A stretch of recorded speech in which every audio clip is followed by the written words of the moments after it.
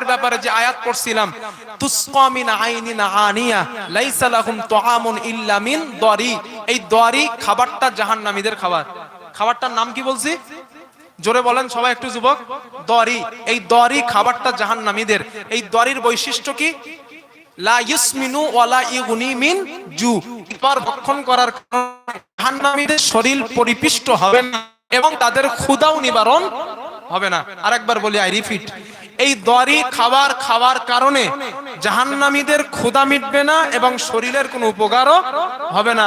এবার যুবক তোমরা আমারে বলো, জাহান্নামীরা যেই খাবার খেলে শরীরের ক্ষুধা মিটবে না, শরীরের উপকার হবে না, বিড়ি খেলে দুনিয়ায় কি ক্ষুধা নিবারণ হয়?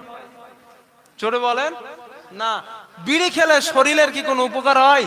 না। তাহলে দারি খাবারের সঙ্গে দুনিয়ার বিড়ির সঙ্গে সম্পর্ক আছে। তো জাহান্নামীদের যেই খাবারের সঙ্গে দুনিয়ায় সম্পর্ক বিড়ির সঙ্গে, সেই বিড়ি আপনারা কেন খান বলেন আমারে। আমি ফতোয়া দিতেছি না, হারাম হালাল জায়েজ না জায়েজ ফতোয়া দিচ্ছি না, বিবেকের কাছে বলছি। এখন বিবেক দিয়ে চিন্তা করেন, জাহান্নামে যেই খাবার খাবে, আমি এই খাবার কি খাবো দুনিয়ায়? নিজে ঠিক করেন। আল্লাহ কথাগুলো বোঝার তৌফিক দান, বলেন আমিন। আরো জোরে বলেন আল্লাহুম্মা আমিন।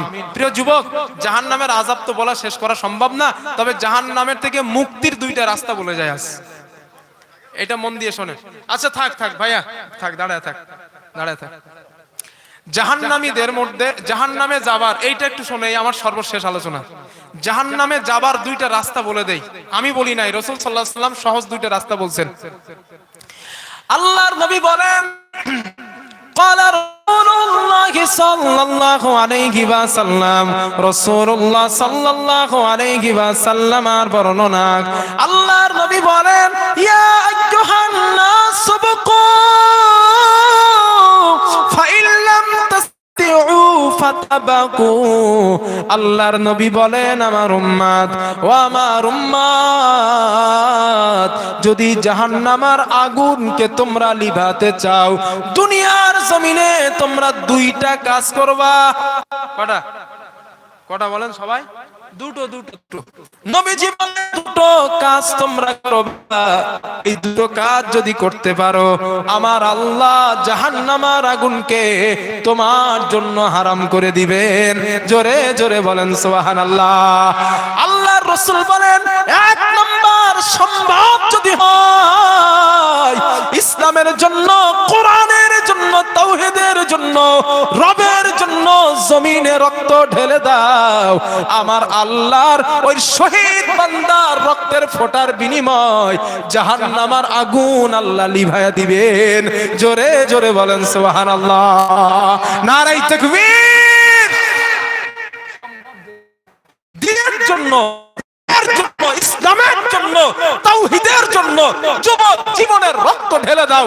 বিশ্বাস করো, তোমার সামনে রাসূলকে গালি দেওয়া হয়, তোমার সামনে কোরআনকে অপমান করা হয়, বীর পুরুষের মতো ঝাঁপিয়ে পড়ো।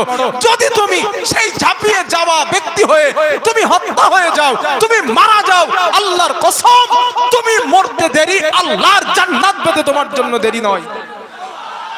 রবের শপথ করে বলছি না, আল্লাহর রাস্তায় জীবন দিলে, রবের জন্য জীবন দিলে এক সেকেন্ড দেরি হবে না।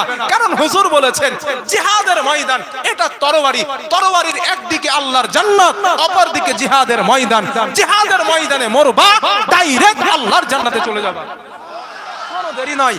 আল্লাহ কোরআনে বলেন, ওয়ালা লিমান ইয়ুকতালু ফি সাবিলিল্লাহি আমওয়াত। রব বলেছেন, যারা আমি রবের জন্য, আমি আল্লাহর জন্য, আমি রবের জন্য যারা জীবন দিয়েছে, যারা হত্যা হয়েছে, শহীদ হয়েছে, তোমরা তাদের মৃত বলো না, তাদের মারা বলো না, বাল আহইয়াউন, বরং তারা জীবিত, বরং তারা জীবিত, ইনদা রাব্বিহিম ইরযাকুন। আমি রবের কাছ থেকে একটা জীবিত মানুষ রুজি পাই, খানা পাই, পাই, ঠিক একজন শহীদ আমি আল্লাহ থেকে জান্নাত পানি পেতে থাকি। একটু মন খুলে বলেন।